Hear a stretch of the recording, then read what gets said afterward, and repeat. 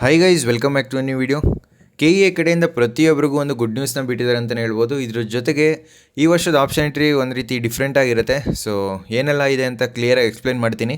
So ಒಂದಷ್ಟು changes ಇದೆ ಮತ್ತು ಯಾರೆಲ್ಲ ಡಾಕ್ಯುಮೆಂಟ್ ವೆರಿಫಿಕೇಷನಲ್ಲಿ ತಪ್ಪಾಗಿದೆ, ನಿಮಗೆ ಒಂದು ಕೊನೆಯ ಆಪರ್ಚುನಿಟಿ. ಈ ಒಂದು ಚಾನ್ಸ್ನ ಮಿಸ್ ಮಾಡಿದ್ರೆ ನಿಮಗೆ ತುಂಬ ಲಾಸ್ ಆಗುತ್ತೆ. ಆದ್ದರಿಂದ ವೀಡಿಯೋನ ಸ್ಕಿಪ್ ಮಾಡಿದೆ ಕೊನೆ ತನಕ ನೋಡ್ತಾ ಹೋಗಿ. ಮತ್ತು ನೀಟ್ ಸ್ಟೂಡೆಂಟ್ಸ್ಗೆ ಒಂದು ಹೊಸ ಆಪರ್ಚುನಿಟಿ, ಇದನ್ನು ಈ ವಿಡಿಯೋದ ನಾನು ಕ್ಲಿಯರಾಗಿ ಎಕ್ಸ್ಪ್ಲೇನ್ ಮಾಡ್ತೀನಿ. ಸೊ ಯಾರೆಲ್ಲ ನಮ್ಮ ಚಾನಲ್ಗೆ ಇನ್ನೂ ಸಬ್ಸ್ಕ್ರೈಬ್ ಆಗಿಲ್ಲ, ಸಬ್ಸ್ಕ್ರೈಬ್ ಆಗಿ. ಮತ್ತು SC/ST ಸ್ಟೂಡೆಂಟ್ಸ್ ಅಂತೂ ಮಿಸ್ ಮಾಡಿದೆ ಈ ವಿಡಿಯೋನ ಕೊನೆ ತನಕ ನೋಡಬೇಕು. ಯಾಕಂದರೆ ನೀವು SC/ST ಸ್ಟೂಡೆಂಟ್ಸ್ ಒಂದು ಡಾಕ್ಯುಮೆಂಟ್ನ ಸಬ್ಮಿಟ್ ಮಾಡಬೇಕಾಗುತ್ತೆ. ಅದೇನು ಅಂತ ಎಕ್ಸ್ಪ್ಲೇನ್ ಮಾಡ್ತೀನಿ. ಆದ್ದರಿಂದ ವಿಡಿಯೋನ ಸ್ಕಿಪ್ ಮಾಡಿದೆ ಕೊನೆ ತನಕ ನೋಡ್ತಾ ಹೋಗಿ. ಮೊದಲನೇದಾಗಿ, ತುಂಬ ಜನಕ್ಕೆ ಇನ್ನೂ ವೆರಿಫಿಕೇಷನ್ ಸ್ಲಿಪ್ಪು ಡೌನ್ಲೋಡ್ ಆಗ್ತಿಲ್ಲ. ಸೊ ನೀವು ಪ್ರತಿಯೊಬ್ಬರು ಮೆಸೇಜ್ ಮಾಡ್ತಾಯಿದ್ದೀರಾ, ನೋಡ್ತಾ ಇದ್ದೀನಿ. ಬಟ್ ಪ್ರತಿಯೊಬ್ಬರಿಗೂ ರಿಪ್ಲೈ ಮಾಡಿದ್ರೆ ಲೇಟ್ ಆಗುತ್ತೆ ಅಂತ ಒಂದು ಡೆಡಿಕೇಟೆಡ್ ವೀಡಿಯೋ ಮಾಡ್ತಾಯಿದ್ದೀನಿ. ಸೊ ಸಿಂಪಲಾಗಿ ಎಕ್ಸ್ಪ್ಲೇನ್ ಮಾಡ್ತೀನಿ ನೋಡಿ. ನೀವು ಏನು ಜಾಸ್ತಿ ಹೊರೆಯೋಗೋ ಅವಶ್ಯಕತೆ ಇಲ್ಲ. ಇದು ತುಂಬ ಸ್ಟೂಡೆಂಟ್ಸ್ಗೆ ಈ ರೀತಿ ಪ್ರಾಬ್ಲಮ್ ಆಗ್ತಿದೆ, ವೆರಿಫಿಕೇಷನ್ ಸ್ಲಿಪ್ಪು ಡೌನ್ಲೋಡ್ ಆಗ್ತಾಯಿಲ್ಲ. ಸೊ ನೀವೇನು ಮಾಡಿ ಅಂತ ಹೇಳಿದ್ರೆ, ನಿಮ್ಮ ಬ್ರೌಸರಲ್ಲಿ ಎಲ್ಲ ಹಿಸ್ಟ್ರಿನೂ ಕ್ಲಿಯರ್ ಮಾಡಿ, ಅಥವಾ ಬೇರೆ ಫೋನಲ್ಲಿ ಈ ಹೊಸದಾಗಿ ಲಾಗಿನ್ ಆಗೋದಕ್ಕೆ ಟ್ರೈ ಮಾಡಿ. ಅಲ್ಲಿ ನೀವು ಡಾಕ್ಯುಮೆಂಟ್ ವೆರಿಫಿಕೇಷನ್ ಸ್ಲಿಪ್ನ ಡೌನ್ಲೋಡ್ ಮಾಡ್ಬೋದು. ಸೊ ಇಲ್ಲಾಂದರೆ ಇನ್ನೊಂದು 2 ದಿನ ವೆಯ್ಟ್ ಮಾಡಿ. KE ಅವರು ಏನಾದರೂ ಪ್ರಾಬ್ಲಮ್ ಇದ್ದರೆ ವೆಬ್ಸೈಟಲ್ಲಿ ಅದನ್ನು ಕ್ಲಿಯರ್ ಮಾಡ್ತಾರೆ. ನೀವು ಇನ್ನೊಂದು 2 ದಿನದಲ್ಲಿ ನಿಮಗೆ ಸೊಲ್ಯೂಷನ್ ಸಿಗುತ್ತೆ. ಏನು ಈಗ ನಾನು ಹೇಳಿದ್ನಲ್ಲ, ಫಸ್ಟು ಹಿಸ್ಟ್ರಿ ಎಲ್ಲ ಕ್ಲಿಯರ್ ಮಾಡಿ ಮತ್ತೆ ಒಂದು ಸಲ ಚೆಕ್ ಮಾಡಿ. ಏನಾದರೂ ಡಾಕ್ಯುಮೆಂಟ್ ವೆರಿಫಿಕೇಷನ್ ಸ್ಲಿಪ್ಪು ಡೌನ್ಲೋಡ್ ಆಯಿತು ಅಂತ ಹೇಳಿದ್ರೆ ಎಸ್ ಅಂತ ಕಮೆಂಟ್ ಮಾಡಿ. ಮತ್ತು ಏನಾದರೂ ಡೌಟ್ಸ್ ಇದ್ದರೆ ಕಮೆಂಟ್ ಬಾಕ್ಸಲ್ಲಿ ತಿಳಿಸಿ, ನಾನು ನಿಮಗೆ ಆನ್ಸರ್ ಮಾಡ್ತೀನಿ. ಸೊ ಮೇಯ್ನಾಗಿ ಗೋಲ್ಡನ್ ಆಪರ್ಚುನಿಟಿ ಅಂತ ಹೇಳಿದ್ನಲ್ಲ, ಇದು ತುಂಬ ಇಂಪಾರ್ಟೆಂಟು. ಯಾಕಂದರೆ KE ಅವರು ಮುಂಚೆನೇ ಹೇಳಿದೆ ನಿಮಗೆ, ಪ್ರತಿಯೊಬ್ಬ ಸ್ಟೂಡೆಂಟ್ಗೂ ಇಂಪಾರ್ಟೆನ್ಸ್ ಕೊಡ್ತಾರೆ. ಸೊ ಆದ್ದರಿಂದ ಯಾರೆಲ್ಲ document verification slip last time ಏನೋ ರೀಸನಿಂದ ನೀವು ಡಾಕ್ಯುಮೆಂಟ್ ವೆರಿಫಿಕೇಷನ್ನ ಕರೆಕ್ಟಾಗಿ ಮಾಡಿಸಿರಲ್ಲ, ಸೊ ನಿಮಗೆ ಲಾಸ್ಟ್ ಚಾನ್ಸು.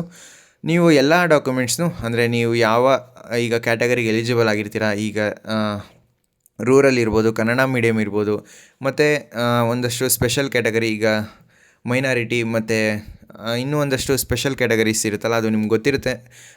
ಎಲ್ಲ ಕ್ಯಾಟಗರಿಯವರು ನಿಮ್ಮ ಡಾಕ್ಯುಮೆಂಟ್ಸ್ನ ಕರೆಕ್ಟಾಗಿ ರೆಡಿ ಮಾಡಿ ಇಟ್ಕೊಂಡಿರಿ. ನಿಮ್ಮ ಡಾಕ್ಯುಮೆಂಟ್ ವೆರಿಫಿಕೇಷನಲ್ಲಿ ನಿಮಗೆ ನೋ ಅಂತ ಬಂದಿದ್ದರೆ ನೀವು ಪ್ರತಿಯೊಬ್ಬರೂ KEಗೆ ವಿಸಿಟ್ ಮಾಡಬೇಕು. ಸೊ ಅದು ಯಾವಾಗ ಅಂತ ಹೇಳಿದ್ರೆ, ಜುಲೈ 2nd ಸ್ಟಾರ್ಟ್ ಮಾಡ್ತಾರೆ. ಸೊ ಸ್ಲಾಟ್ ಬುಕ್ ಮಾಡಬೇಕಾಗಿರುತ್ತೆ, ಅದೆಲ್ಲ ಪ್ರೋಸೆಸ್ ಇರುತ್ತೆ. ಅದನ್ನು ನಾನು ನಮ್ಮ ವಾಟ್ಸಪ್ ಚಾನಲ್ಲಿ ಹಾಕ್ತೀನಿ ಅವರು ರಿಲೀಸ್ ಮಾಡಿದ ತಕ್ಷಣ.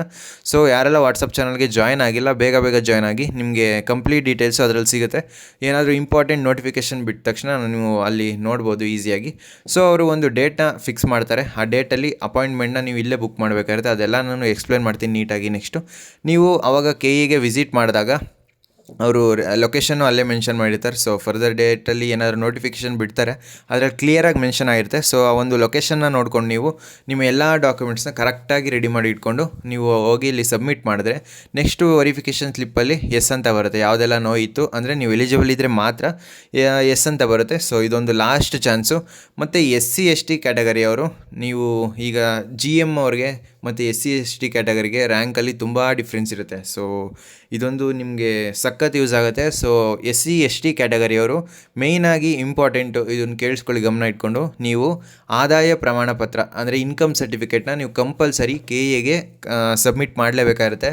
ಯಾರಿಗೆಲ್ಲ ನೋ ಅಂತ ಬಂದಿರುತ್ತೆ, ಈಗ ಕ್ಯಾಟಗರಿಯಲ್ಲಿ ತಪ್ಪು ಬಂದಿರುತ್ತೆ, GM ಅಂತಲೇ ಬಂದಿರುತ್ತೆ ವೆರಿಫಿಕೇಷನ್ ಸ್ಲಿಪ್ಪಲ್ಲಿ. ಸೊ ಅಂಥವರು ನಿಮಗೆ SC ಅಥವಾ ST ಕ್ಯಾಟಗರಿ ಮೆನ್ಷನ್ ಆಗಬೇಕು ಅಂತ ಹೇಳಿದ್ರೆ, ನೀವು ಕ್ಯಾಸ್ಟ್ ಸರ್ಟಿಫಿಕೇಟ್ ಕೊಟ್ಟಿರ್ತೀರಾ, ಬಟ್ ಇನ್ಕಮ್ ಸರ್ಟಿಫಿಕೇಟ್ನ ಕಂಪಲ್ಸರಿ ಕೊಡಲೇಬೇಕು. ಇದು ಲಾಸ್ಟ್ ಚಾನ್ಸು. ನೀವು ಹೇಳಿದ್ನಲ್ಲ, ಜುಲೈ 2nd ಕಾಲ್ ಮಾಡಿದ್ದಾರೆ, ಅಂದರೆ ವೆರಿಫಿಕೇಷನ್ ಅಲ್ಲಿ KE ಆಫೀಸಲ್ಲೇ ಮಾಡ್ತಾರೆ. ಸೊ ನೀವು ಕರೆಕ್ಟಾಗಿ ಡೀಟೇಲ್ಸ್ ಮುಂಚೆನೇ ಹಾಕಿದರೆ ಆನ್ಲೈನ್ ವೆರಿಫಿಕೇಷನ್ ಆಗ್ತಾಯಿತ್ತು. ಬಟ್ ಇವಾಗ KE ಅವರು ಹೊಸ ಒಂದು ರೂಲ್ಸ್ನ ಮಾಡಿ ಡಾಕ್ಯುಮೆಂಟ್ ವೆರಿಫಿಕೇಷನ್ನ ಆಫ್ಲೈನಲ್ಲಿ ಒಂದು 3 ಡೇಸ್ ಒಳಗಡೆ ನಿಮ್ಮ ವೆರಿಫಿಕೇಷನ್ ಸ್ಲಿಪ್ನ ರಿಲೀಸ್ ಮಾಡ್ಬೋದು. ಅಂದರೆ ವೆರಿಫಿಕೇಷನ್ ಆದ ತಕ್ಷಣ, ಅಥವಾ ಅಲ್ಲೇ ನಿಮ್ಮ ವೆರಿಫಿಕೇಷನ್ ಕಂಪ್ಲೀಟ್ ಮಾಡಿಸಿ ಅಲ್ಲೇ ಸ್ಲಿಪ್ನ ಕೊಟ್ಟು ಕಳಿಸ್ಬೋದು. ಸೊ ಕರೆಕ್ಟಾಗಿ ಡಾಕ್ಯುಮೆಂಟ್ಸ್ನ ರೆಡಿ ಮಾಡಿ ಇಟ್ಕೊಂಡಿರಿ. ಮತ್ತು ಯಾರೆಲ್ಲ ನಮ್ಮ ಚಾನಲ್ಗೆ ಇನ್ನೂ ಸಬ್ಸ್ಕ್ರೈಬ್ ಆಗಿಲ್ಲ, ಬೇಗ ಸಬ್ಸ್ಕ್ರೈಬ್ ಆಗಿ. ಯಾಕಂದರೆ ನೀವು ಸಬ್ಸ್ಕ್ರೈಬ್ ಆಗೋದ್ರಿಂದ ನಮಗೂ ಒಂದು ರೀತಿ ಮೋಟಿವೇಶನ್ ಸಿಗುತ್ತೆ ವೀಡಿಯೋಸ್ ಮಾಡೋದಕ್ಕೆ. ಬೇಗ 10K ರೀಚ್ ಮಾಡಿ. ಸೊ ನಿಮ್ಮ ಆಪ್ಷನ್ ಎಂಟ್ರಿ ಮುಗಿಯೋ ತನಕ ರೀಚ್ ಮಾಡ್ತೀರಾ ಅಂತ ಅಂದ್ಕೊತೀನಿ. ಮತ್ತು ಲಾಸ್ಟ್ ವೀಡಿಯೋಗೆ ನಾನು 500 ಲೈಕ್ಸ್ನ ಎಕ್ಸ್ಪೆಕ್ಟ್ ಮಾಡಿದ್ದೆ. ತುಂಬ ಥ್ಯಾಂಕ್ಸ್. 450 460 ಎಬೋ ಲೈಕ್ಸ್ನ ಕೊಟ್ಟಿದ್ದೀರಾ. ಸೊ ಇದೇ ರೀತಿ ಲೈಕ್ನ ಮಾಡ್ತಾಯಿರಿ. ಸೊ ಈ ಒಂದು ವೀಡಿಯೋಗೆ ನಾನು 300 ಲೈಕ್ಸ್ನ ಎಕ್ಸ್ಪೆಕ್ಟ್ ಮಾಡ್ತಾಯಿದ್ದೀನಿ. ಸೊ ಲೈಕ್ ಮಾಡೋದ್ರಿಂದ ನಮಗೇನು ಅಂದರೆ ದುಡ್ಡು ಬರೋದಿಲ್ಲ, ಇನ್ನೂ ಮಾನಿಟೈಸೇಷನ್ ಆನ್ ಆಗಿಲ್ಲ. ಜಾಸ್ತಿ ಜನಕ್ಕೆ ರೀಚ್ ಆಗುತ್ತೆ, ಅದೊಂದೇ ಬೆನಿಫಿಟ್ಟು. ಸೊ ಅದರಿಂದ ಲೈಕ್ ಮಾಡಿ. ಇನ್ನು ಡೈರೆಕ್ಟಾಗಿ ಈ ವರ್ಷ KE ಅವರು ಒಂದು ಹೊಸ ರೂಲ್ಸ್ನ ತಂದಿದ್ದಾರೆ, ಅಂದರೆ ಹೊಸ ಇನಿಷಿಯೇಟಿವ್ ಅಂತಲೇ ಹೇಳ್ಬೋದು. ಇದು ತುಂಬ ಯೂಸ್ ಆಗುತ್ತೆ ಆ್ಯಕ್ಚುಲಿ ಹೇಳ್ಬೇಕಂತ ಹೇಳಿದ್ರೆ. ಲಾಸ್ಟ್ ಇಯರ್ ಎಲ್ಲ ಸೀಕ್ರೆಟ್ ಕೀ ಇದ್ದರೆ ಬೇರೆಯವರು ನಿಮ್ಮ ಆಪ್ಷನ್ ಎಂಟ್ರಿನ ಚೇಂಜ್ ಮಾಡ್ಬೋದಿತ್ತು. ಬಟ್ ಈ ವರ್ಷ ಯಾವುದೇ ಚಾನ್ಸಸ್ ಇಲ್ಲ. ಕಂಪ್ಲೀಟ್ ಈಗ ನೀವು ಆಪ್ಷನ್ ಎಂಟ್ರಿ ಮಾಡಬೇಕಂದ್ರೆ ಮೇಯ್ನಾಗಿ ಫಸ್ಟು ಬೇಕಾಗಿರೋದು QR ಕೋಡು ನಿಮ್ಮ ವೆರಿಫಿಕೇಷನ್ ಸ್ಲಿಪ್ಪಲ್ಲಿ ಇರುತ್ತೆ. ಸೊ ಆ ಒಂದು QR ಕೋಡ್ನ ತೊಗೊಂಡ್ರೆ ಸ್ಕ್ಯಾನ್ ಮಾಡಿದ್ರೆ ಲಾಗಿನ್ ಕರ್ಕೊಂಡೋಗುತ್ತೆ. ಆಪ್ಷನ್ ಎಂಟ್ರಿ ಲಾಗಿನ್ಗೆ ನೀವು ಲಾಗಿನ್ ಆದಮೇಲೆ ಲಾಗಿನ್ ಆಗೋದಕ್ಕೆ ಮೇಯ್ನಾಗಿ ಫಸ್ಟು OTP ಕೇಳುತ್ತೆ. ಸೊ ನೀವು ರಿಜಿಸ್ಟರ್ ಆಗಿರೋ ನಂಬರ್ಗೆ OTP ಬರುತ್ತೆ. ಆ್ಯಂಡ್ ದೆನ್ ಫೇಸ್ ರೆಕಗ್ನಿಷನ್ ಇರುತ್ತೆ. ಸೊ ಫೇಸ್ ರೆಕಗ್ನಿಷನ್ನ ಮೇಯ್ನಾಗಿ ಮಾಡಬೇಕು. ಅದಾದಮೇಲೆ ಸೀಕ್ರೆಟ್ ಕೀ ಇರಲ್ಲ ಈ ವರ್ಷ. ತುಂಬ ಜನಕ್ಕೆ ಅದು ಡೌಟ್ ಇತ್ತು. ಸೊ ಸೀಕ್ರೆಟ್ ಕೀ ಇರಲ್ಲ.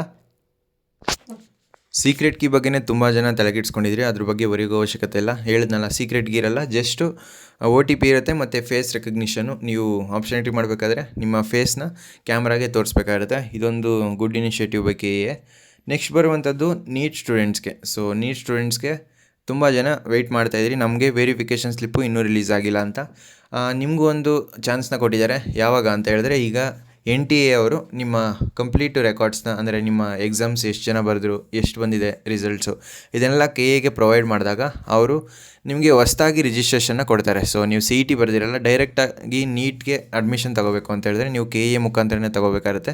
ಸೊ ಅವರು ಒಂದು ನಿಮಗೆ ನ್ಯೂ ಅಪ್ಲಿಕೇಶನ್ ಹಾಕೋದಕ್ಕೆ ಕೊಡ್ತಾರೆ. ನೀವು ಹೊಸ್ದಾಗಿ CET ಅಂದರೆ KEಗೆ ಅಪ್ಲಿಕೇಶನ್ ಹಾಕಿ ನಿಮ್ಮ ವೆರಿಫಿಕೇಷನ್ ಸ್ಲಿಪ್ನ ದೆನ್ ಡೌನ್ಲೋಡ್ ಮಾಡ್ಕೋಬೋದಾಗಿರುತ್ತೆ. ಅದಕ್ಕೆ ನಿಮಗೆ ಸಪ್ರೇಟ್ ಲಿಂಕ್ ಬಿಡ್ತಾರೆ. ಸೊ ಅಪ್ಲಿಕೇಶನ್ ಎಲ್ಲ ಹಾಕಿದ್ಮೇಲೆ ಅವರು ಒಂದು ಡೇಟ್ನ ಮೆನ್ಷನ್ ಮಾಡಿದಾಗ ವೆರಿಫಿಕೇಷನ್ ಸ್ಲಿಪ್ನ ರಿಲೀಸ್ ಮಾಡ್ತಾರೆ. ಈ ಎಲ್ಲ ಇನ್ಫಾರ್ಮೇಷನ್ ನಿಮಗೆ ಯೂಸ್ ಆಗುತ್ತೆ ಅಂತ ಅಂದ್ಕೊತೀನಿ. ಸೊ ಫ್ರೆಂಡ್ಸ್, ಈ ವಿಡಿಯೋ ನಿಮಗೆ ಇಷ್ಟವಾಗಿತ್ತು ಅಂದರೆ ಲೈಕ್ ಮಾಡಿ, ಕಮೆಂಟ್ ಮಾಡಿ ಮತ್ತು ನಿಮ್ಮ ಫ್ರೆಂಡ್ಸ್ಗೆಲ್ಲ ವಿಡಿಯೋನ ಶೇರ್ ಮಾಡಿ. ಇದೇ ರೀತಿ ವೀಡಿಯೋಸ್ಗೆ ನಮ್ಮ ಚಾನಲ್ನ ಫಾಲೋ ಮಾಡಿ.